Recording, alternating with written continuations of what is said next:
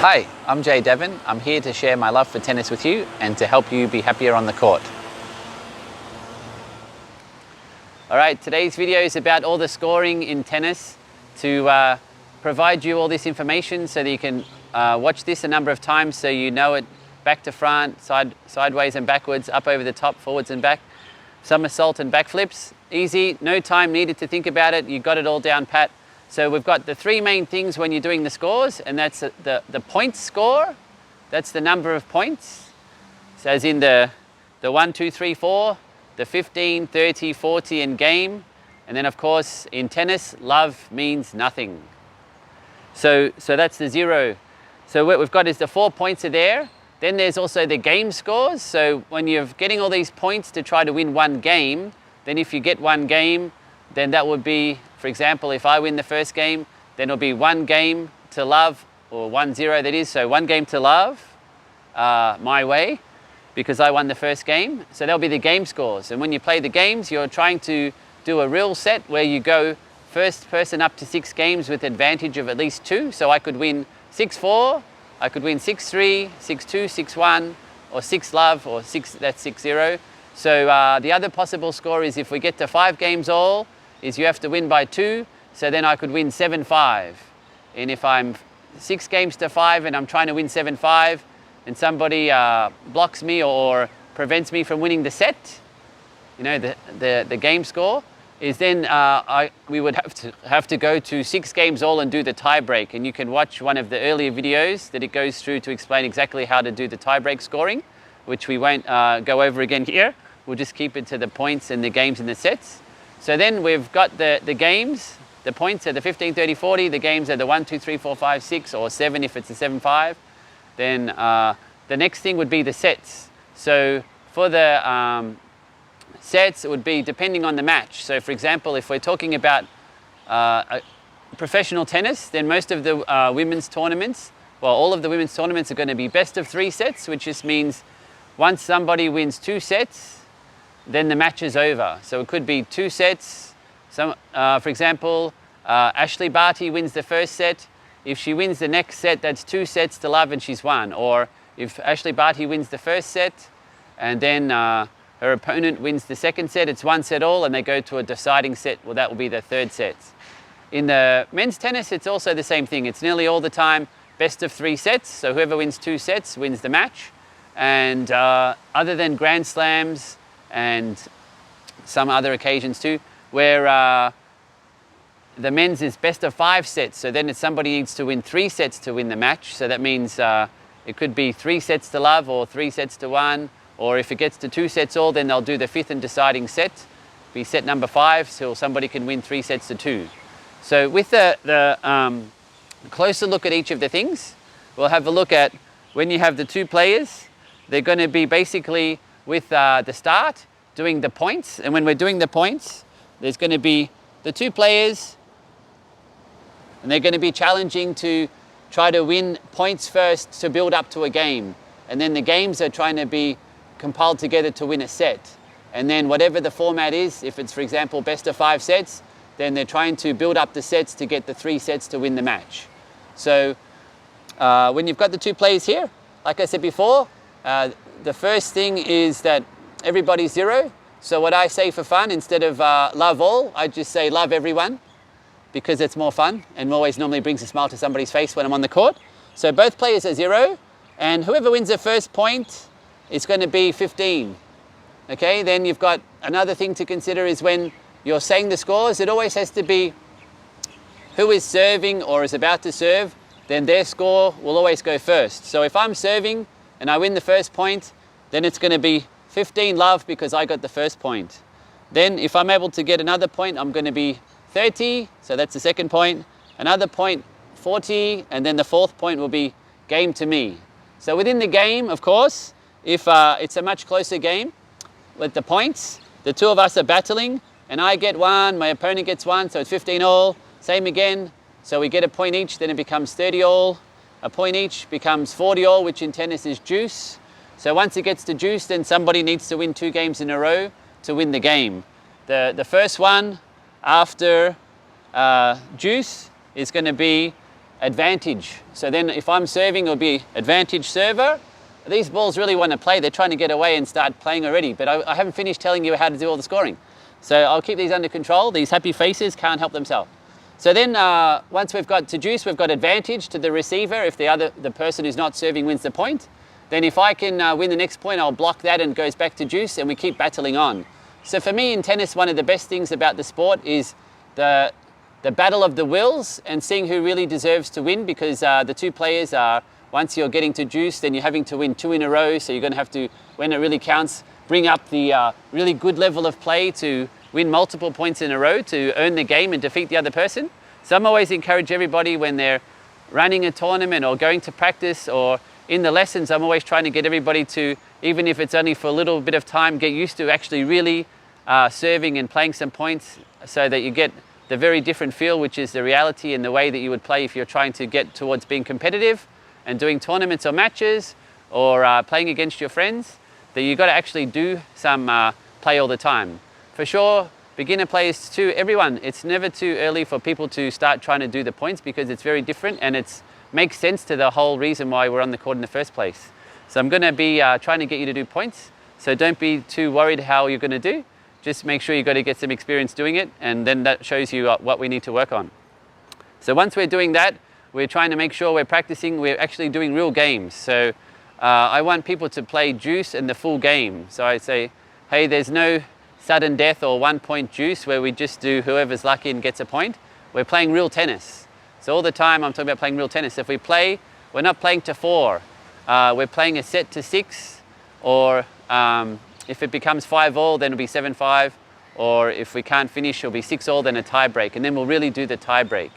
So these are all the things that you want to do when you go to the court, is make sure you really do matches and do it properly. So, you know, as a conversation topic or a point of interest for people, that a lot of the junior tournaments and competitive matches is a lot of people are making the situations where they're just shortening everything. It's not really preparing people for the right thing. If you're looking towards getting better and better and you're going to be playing tournaments, then you want to be playing the real best of 3 sets, and you want to be playing the full game out. So you're always playing with the deuce. If things are not happening fast enough, you worry about things take too long, then you can also look at some other of the YouTube videos I've already posted, and many things that you can do to save loads of time in the court. But you should really do the full scoring system and keep the real game going. So I hope this clarifies everything. You've got the points, score, the game scores, for example, the 3-all or the 4-all. Then the set scores is how many sets you've scored. Then once you win the amount of sets needed to win a match, then it's a match.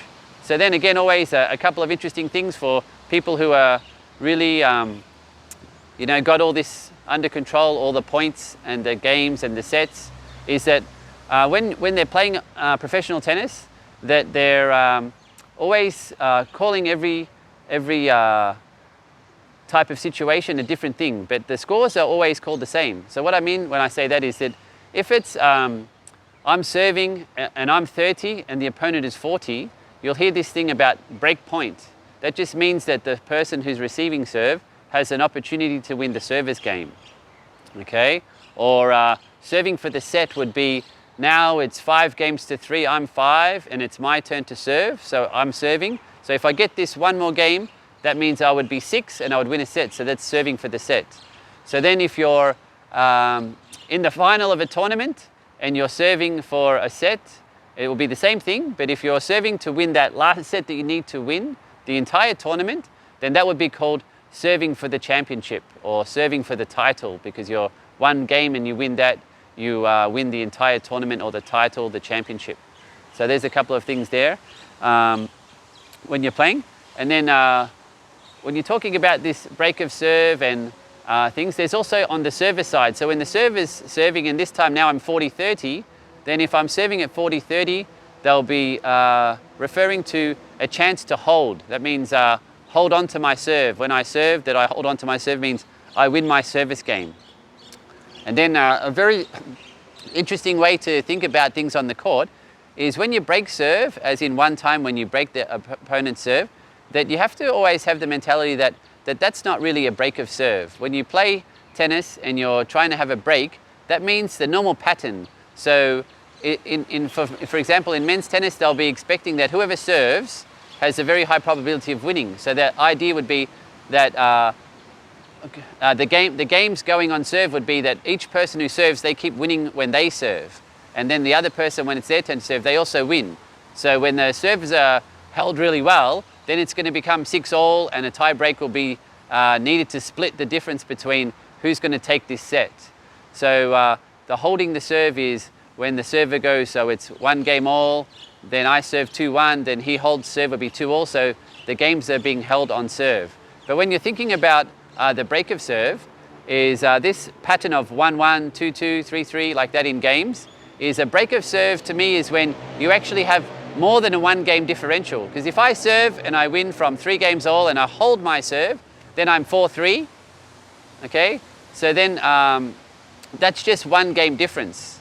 So if it's the other person there and I'm serving and it's 3-all, and in case that person breaks my serve, they win the game that I served, it's 3-4.